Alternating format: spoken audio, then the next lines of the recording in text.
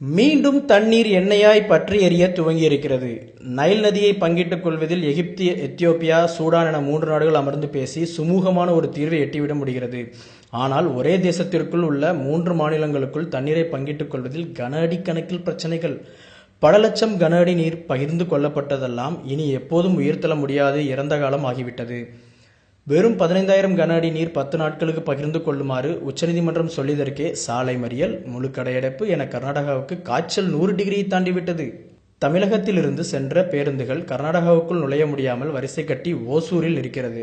கர்நாடகாவும் தமிழகத்துக்கு செல்லும் பேருந்து சேவை நிறுத்திவிட்டது. மாண்டியா பகுதியில் பல பள்ளிகள், கல்லூரிகளுக்கு விடுமுறை அறிவிக்கப்பட்டுவிட்டது. இது எதுவும் காவிரி நடுவர் மன்ற தீர்ப்பை அப்படியே அமல்படுத்த சொல்லியதற்காக இல்லை, வெறும் 15,000 கன அடி நீர் தர சொல்லியதற்குத்தான் இவ்வளவும். காவிரி நதிநீர் பங்கீடு பிரச்சனை ஏதோ சில தசாப்த பிரச்சனை அல்ல, அது ஏறத்தாழ ஒரு நூற்றாண்டு கால சிக்கல். 1807ஆம் ஆண்டே காவிரி நதிநீரை பங்கிட்டுக் கொள்வதில் சிக்கல் துவங்கிவிடுகிறது. பேச்சுவார்த்தையும் அதே காலகட்டத்தில் துவங்கிவிடுகின்றன. பேச்சுவார்த்தை ஒரு பக்கம் நடந்து கொண்டிருக்க 1866ஆம் ஆண்டு மைசூருக்கான பிரித்தானியா நிர்வாகத்தை சேர்ந்த கர்னல் R.J. சாங்கி மலைச்சரிவில் விழும் மழைநீரை முழுமையாக பயன்படுத்தும் நோக்கத்தோடு ஒரு பெருந்திட்டத்தை தீட்டுகிறார். இதற்கு முதலில் மெட்ராஸ் மாகாண அரசு ஒத்துக்கொண்டாலும் நாட்கள் செல்ல செல்ல இதனால் மெட்ராஸ் மாகாணத்துக்கு வரும் நீரின் அளவு குறையுமே என்ற அச்சம் ஏற்படுகிறது. மீண்டும் பேச்சுவார்த்தை தொடங்குகிறது. பல சுற்று பேச்சுவார்த்தைக்கு பின் 1892 பிப்ரவரி 18ஆம் தேதி ஒரு ஒப்பந்தம் தயாராகிறது. இதுதான் காவிரி நதிநீர் பங்கீட்டில் ஏற்படுத்தப்பட்ட முதல் ஒப்பந்தம். அந்த ஒப்பந்தத்தின்படி மைசூர் அரசு காவிரியின் குறுக்கே ஏதேனும் அணை கட்ட திட்டமிட்டால் அதற்கு மெட்ராஸ் மாகாண அரசின் அனுமதியை பெற வேண்டும். பாசன பரப்பை பெருக்குவதற்கும் மெட்ராஸ் அரசின் அனுமதியை பெற வேண்டும் என பேச்சுவார்த்தையில் ஒரு முடிவு எட்டப்படுகிறது. மீண்டும் 1910ஆம் ஆண்டு ஒரு பிரச்சனை வெடித்தது. மைசூர் அரசு காவிரியின் குறுக்கே கண்ணம்பாடி என்னும் இடத்தில் 41.5 TMC கொள்ளளவு ஒரு அணை கட்ட திட்டமிடுகிறது. அதே காலகட்டத்தில் மெட்ராஸ் அரசும் சேலம் மாவட்டம் மேட்டூரில் ஒரு அணை கட்ட திட்டமிடுகிறது. இது குறித்து பேச்சுவார்த்தை பல சுற்றுகளாக நடக்கிறது. ஆனால் ஒருமித்த கருத்து எதுவும் எட்டப்படாததால் இந்திய விவகாரங்களுக்கான பிரிட்டிஷ் அமைச்சகம் இதில் தலையிட்டதால் 1924ஆம் ஆண்டு ஒரு ஒப்பந்தம் கையெழுத்தாகிறது. அந்த ஒப்பந்தம் இருவரும் அணையை கட்டிக்கொள்ள அனுமதி வழங்குகிறது. அது மட்டுமல்லாமல் இரு மாகாணங்களும் ஒரு குறிப்பிட்ட அளவு பாசன பரப்பை அதிகரித்துக் கொள்ள அனுமதி வழங்குகிறது. அதே நேரம் இந்த ஒப்பந்தத்துக்கான ஆயுள் 50 ஆண்டுகள் என நிர்ணயிக்கப்படுகிறது. எல்லாம் சரியாக போய்க் கொண்டிருந்தது போல் ஒரு வெளித்தோற்றம் இருந்தாலும் உள்ளொரு பிரச்சனை புகைந்து கொண்டே இருந்தது. பிறகு இந்தியாவுக்கு சுதந்திரம் கிடைத்து மொழிவாரி மாநிலங்கள் பிரிக்கப்பட்ட பிறகு கர்நாடகா தான் வஞ்சிக்கப்பட்டதாகவே எண்ணியது. காவிரி ஆறு கங்கை, பிரம்மபுத்திரா போல் வற்றாத நதி இல்லை. அது பெரும்பாலும் மழையை நம்பியே இருப்பதால் மழை குறையும் போதெல்லாம் நதிநீர் பங்கீட்டில் சிக்கல் வெடித்துக் கொண்டே இருந்தது. இதற்கிடையே 1960களில் கர்நாடக அரசு மேலும் 2 அணைகள் கட்டும் பணிகளை துவங்கியது. அதற்கு தமிழக அரசு கடுமையாக எதிர்ப்பு தெரிவித்தது. ஒப்பந்தத்தின்படி புதிதாக அணைகளை ஏற்படுத்த தமிழகத்தின் அனுமதியை பெற வேண்டும். ஆனால் கர்நாடகம் இதை பொருட்படுத்தாமல் பணிகளை துவங்கியது. ஒப்பந்தம் பிரிட்டிஷ் காலத்தில் ஒரு தலைபட்சமாக போடப்பட்டது. அதற்கு கீழ்ப்படிய முடியாது என்பதுதான் கர்நாடகத்தின் வாதம். இதற்குள் 1924ஆம் ஆண்டு ஒப்பந்தமும் காலாவதியானது. கர்நாடகாவின் வாதம் காவிரி கர்நாடகத்தில் தான் உற்பத்தியாகிறது, அதனால் எங்களுக்கு அதன் மீது அதிக உரிமை இருக்கிறது என்பதாக இருக்கிறது. இன்னொரு பக்கம் தமிழ்நாடு, காவிரி ஆறு தமிழ்நாட்டில் தான் அதிக தூரம் பயணிக்கிறது, அதனால் எங்களுக்கே அதிக உரிமை இருக்கிறது என்பதாக இருக்கின்றது. மீண்டும் பல சுற்று பேச்சுவார்த்தைகள் தொடர்ந்தன. 1976ஆம் ஆண்டு காவிரி உண்மை அறியும் குழுவின் தரவுகளை கொண்டு இரு மாநிலமும் ஏற்றுக்கொண்ட ஒரு ஒப்பந்தம் தயாரிக்கப்படுகிறது. இந்த ஒப்பந்தம் நடைமுறைக்கு வருவதற்கு முன்பே தமிழக அரசு கலைக்கப்பட்டு தமிழகத்தில் குடியரசு ஆட்சி வருகிறது. அதன்பின் பொறுப்பேற்ற எம்ஜிஆர் அரசு இந்த ஒப்பந்தத்துக்கு எதிர்ப்பு தெரிவித்து மீண்டும் 1892 1924 ஒப்பந்தமே செயல்படுத்த வேண்டும் என்கிறது. எந்த உருப்படியான தீர்வும் எட்டப்படாததால் தஞ்சை பகுதியை சேர்ந்த விவசாயிகள் உச்சநீதிமன்றத்துக்கு இந்த பிரச்சனை எடுத்து செல்கிறார்கள். வழக்கை விசாரித்த நீதிமன்றம் பிப்ரவரி 1990ஆம் ஆண்டு 2 மாநிலங்களுக்கும் பேசி இந்த பிரச்சனைக்கு ஏப்ரல் 24ஆம் தேதிக்குள் ஒரு தீர்வு காண வேண்டும் என்று உத்தரவிடுகிறது. பேச்சுவார்த்தையில் எந்த சுமூகமான தீர்வும் எட்டப்படாததால் நீதிமன்றம் மத்திய அரசை ஒரு தீர்ப்பாயம் ஏற்படுத்த உத்தரவிடுகிறது. ஜூன் 2 1990ஆம் ஆண்டு ஒரு தீர்ப்பாயம் உருவாக்கப்படுகிறது.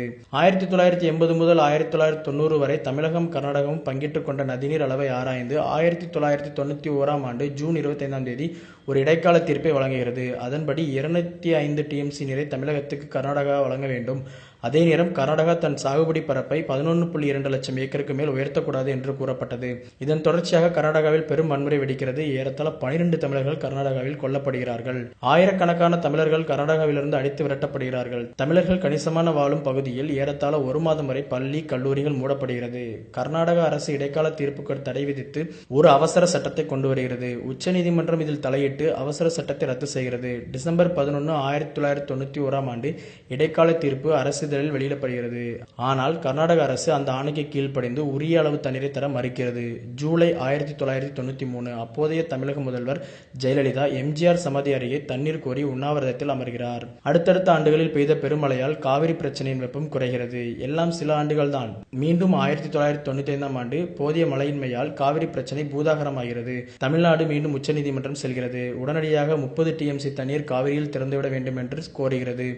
உச்சநீதிமன்றம் 11 டிஎம்சி தண்ணீர் திறந்துவிட உத்தரவிடுகிறது. ஆனால் இதையும் கர்நாடக அரசு நிராகரிக்கிறது. தமிழக அரசு மீண்டும் உச்சநீதிமன்றம் சென்று தீர்ப்பாயம் வழங்கிய தீர்ப்பின்படி கர்நாடக அரசு தண்ணீர் வழங்க உத்தரவிட வேண்டும் என்று கோரிக்கை வைக்கிறது. உச்சநீதிமன்றம் இதில் உடனடியாக இந்திய பிரதமர் தலையிட்டு ஒரு அரசியல் தீர்வை காண வேண்டும் என்று உத்தரவிடுகிறது. அப்போதைய பிரதமர் நரசிம்மராவ் ஒரு கூட்டத்தை கூட்டுகிறார். அதில் 2 மாநில முதல்வர்களும் கலந்து கொள்கிறார்கள். அந்த கூட்டத்தில் கர்நாடக அரசு 6 டிஎம்சி மட்டுமே தர சம்மதிக்கிறது.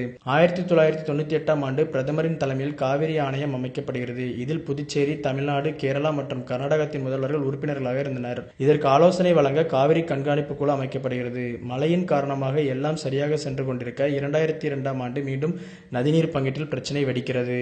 அப்போதைய பிரதமர் வாஜ்பாய் தலைமையில் கூடிய காவிரி ஆணையம் தமிழகத்துக்கு 9000 கன அடி நீர் வழங்க உத்தரவிடுகிறது. ஆனால் இது தமிழகத்துக்கு ஒப்பானதாக இல்லை. தமிழக அரசு உச்சநீதிமன்றத்தை மீண்டும் அணுக முடிவு செய்கிறது. கெடுவாய்ப்பாக தமிழகத்துக்கு மட்டுமல்ல, இந்த செய்தி கர்நாடகாவுக்கும் நல்ல செய்தியாக இல்லை.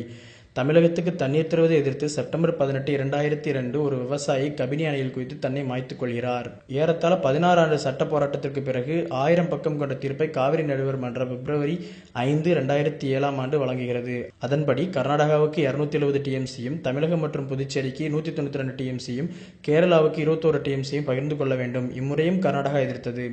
பிப்ரவரி 12 தீர்ப்புக்கு எதிர்ப்பு தெரிவித்து மாநில அளவில் கடையெடுப்பில் ஈடுபட்டது.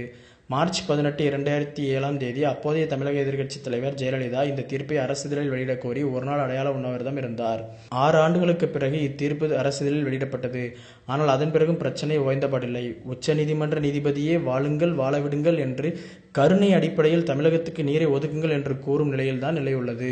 நடந்தாய் வாழி காவிரி என்றது சிலப்பதிகாரம். ஆனால் உண்மையில் காவிரி தவழ்ந்து கூட வரவில்லை. தண்ணீர் பிரச்சனை இல்லை. உண்மையில் காவிரியுடன் பின்னி பிணைந்திருக்கும் அரசியல்தான் பிரச்சனை. கர்நாடகா காவிரி முழுவதையும் தனதாக்கி கொள்ள துடிக்கிறது. ஆனால் உலக அளவில் நதிநீர் பங்கீட்டுக்கு வழிகாட்டியாக இருக்கும் நைல் ஒப்பந்தம் ஆறுகள் ஜனிக்கும் மாநிலத்தை விட அது பயணிக்கும் மாநிலத்துக்குத்தான் அதிக உரிமை இருக்கிறது. இதன்படி பார்த்தால் காவிரியில் தமிழகத்துக்குத்தான் அதிக உரிமை இருக்கிறது. ஆனால் இதை கூட முன்வைக்க வேண்டாம். காவிரி நடுவர்மன்ற தீர்ப்பையே பார்ப்போம்.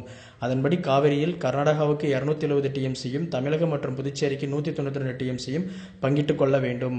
அப்படியானால் தமிழகத்துக்கு ஏறத்தாழ 45% உரிமை இருக்கிறது. இது போன்ற மழை குறைவான இக்கட்டான சூழலில் இருக்கின்ற தண்ணீரை இந்த சதவீத கணக்கை வைத்து பகிர்வதுதான் அறமாக இருக்கும். ஆனால் காவிரி விஷயத்தில் கர்நாடகா என்றும் அறத்தின் பக்கம் நின்றதில்லை. காவிரி நதிநீரை பெற வேண்டும், அது நம் உரிமை. அதில் எல்முனை அளவும் மாற்று கருத்து இல்லை. ஆனால் இத்தனை ஆண்டுகளில் தமிழகத்தில் நீராதாரத்தை பெருக்க நாம் என்ன செய்திருக்கிறோம்? காவிரி தண்ணீரை சேமிக்க புதிதாக 400 ஏரி குளங்களை கர்நாடக அரசு ஏற்படுத்தியிருக்கிறது. இது ஏதோ கர்நாடகாவை குற்றம் சுமத்துவதற்காக நாம் இட்டுக்கட்டும் குற்றச்சாட்டும் கிடையாது. இது கர்நாடகாவை ஒப்புக்கொண்ட பேருண்மை.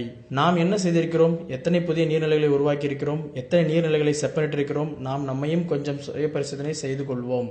உரிமையை கோரும் அதே நேரம் நம் கடமையிலும் பழுதில்லாமல் பார்த்துக் கொள்வோம். இது கர்நாடக அரசு நியாயத்தின் பக்கம் நின்றதில்லை என்பதையெல்லாம் கடந்து மத்திய அரசின் துரோகமும் இதில் இருக்கிறது. ஆம், கிருஷ்ணா நதிநீரை பங்கிட்டுக் கொள்வதில், நர்மதா நதிநீரை பங்கிட்டுக் கொள்வதில் தீர்ப்பாயத்தின் தீர்ப்பு வந்தவுடன் அத்தீர்ப்பு உடனடியாக அரசிதழில் வெளியிடப்பட்டது. அதைத் தொடர்ந்து மத்திய அரசு குறுகிய காலத்தில் அதற்கான பொறியமையவையும் ஏற்படுத்தியது. ஆனால் காவிரி விஷயத்தில் அவ்வாறு மத்திய அரசு செயல்படவில்லை. தீர்ப்பு வந்து 6 ஆண்டுகளுக்கு பிறகுதான் அத்தீர்ப்பு அரசிதழில் வெளியிடப்பட்டது. அதுவும் முழுமையாக வெளியிடப்படவில்லை.